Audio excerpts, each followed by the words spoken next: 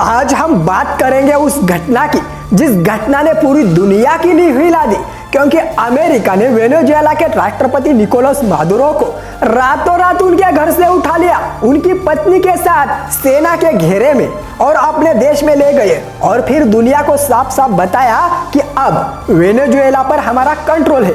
सोचिए दोस्तों, यह कोई सामान्य खबर नहीं है, यह वही पल है जब अंतरराष्ट्रीय संप्रभुता पर पहली बार खुलेआम सवाल उठाया गया। और हाँ दोस्तों, यही वही अमेरिका है जिसे हम हमेशा लोकतंत्र का प्रतीक मानते आए हैं, लेकिन आज उसने दिखा दिया कि लोकतंत्र सिर्फ तब मायने रखता है जब तक वह उसके हितों के खिलाफ न जाए। अब सोचिए दोस्तों, अगर आज मादुरो के साथ ऐसा हुआ तो कल कौन?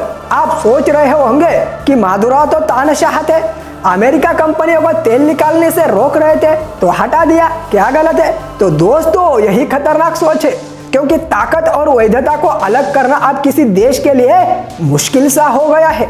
अगर कोई शक्तिशाली देश तय कर सकता है कि कौन नेता वैध है और कौन अवैध, तो कल रूस या चीन कोई और भी देश यही करेगा और तब केवल ताकत का कानून बचेगा। दुनिया में न तो संप्रभुता बचेगी, न लोकतंत्र और न कानून, सिर्फ एक नियम, जिसके पास ताकत है वही सही। और सोचिए, संयुक्त राष्ट्र जो 193 देशों का प्रतिनिधि है, आज चुप क्यों है? यही चुप्पी सबसे खतरनाक मिसाल है, क्योंकि दुनिया जानती है कि आज वेनेजुएला है, कल कोई और होगा। और इस चुप्पी से सीख यही जाएगी कि ताकत के आगे किसी की आवाज नहीं चलेगी। और अब सोचिए, ऑपरेशन का तरीका कैसा था? करीब 150 विमान, ड्रोन युद्धपोत से पहले ही तैनात थे। पहले सैन्य ठिकानों पर हमला किया गया ताकि कोई जवाब न दे, फिर हेलीकॉप्टर सीधे राष्ट्रपति के निवास स्थान पर उतारे गए। सुरक्षा बलों से भिड़ंत हुई, मादुरो को उनके सुरक्षित कमरे से निकालकर अमेरिकी युद्धपोत पर ले गए, फिर वहां से अमेरिका। और इस पूरी प्रक्रिया को राष्ट्रपति ट्रंप अपने घर में लाइव देख रहे थे। उन्होंने कहा कि उन्हें ऐसा लग रहा था जैसे कोई टीवी शो देख रहे हो।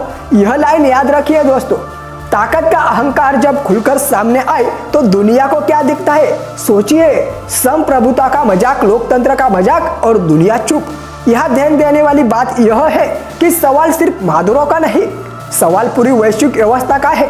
क्योंकि अगर आज अमेरिका तय कर सकता है कि कौन वैध है, तो कल कोई और देश भी यही करेगा और तब ताकत ही न्याय बनेगी। संसाधन ही कानून और कमजोर देश बस देखने वाले बन जाएंगे। और यह वही दौर है जो इतिहास में अक्सर दिखा, और आज उसी दौर में हम कदम रख रहे हैं। फर्क बस इतना है कि अब हथियार के नाम पर लोकतंत्र और मानवाधिकार का चोला ओढ़ा गया है, लेकिन मकसद वही है। अब सोचिए कि पूरी दुनिया संयुक्त राष्ट्र सहित चुप क्यों है? क्योंकि सबको डर है कि आज वेनेजुएला है, कल कोई और होगा, और यही डर बनाए रखता है क्योंकि हर सेकंड आप सोच रहे हैं अगला कौन होगा। और यही डर अमेरिका ने जानबूझकर पैदा किया, ताकत और भय का ऐसा मिश्रण कि लोग स्क्रीन से आंखें भी नहीं हटा पाएंगे। तो अब सवाल यह है कि अगर आज दुनिया ने इसको रोकने की कोशिश नहीं की, तो कल कौन इसे रोक पाएगा और कौन सिर्फ ताकत के आगे झुकेगा? आज दुनिया ने देखा कि अमेरिका ने मादुरो को उठाकर अपने ही देश में ले जाकर साफ साफ संदेश दिया कि संसाधन तो हमारे हैं, फैसले भी हमारे, और जो रास्ते में आएगा उसे हटाना हमारी ताकत है। और यह केवल तेल तक सीमित नहीं दोस्तों, यह मानसिकता पूरी दुनिया में फैल सकती है।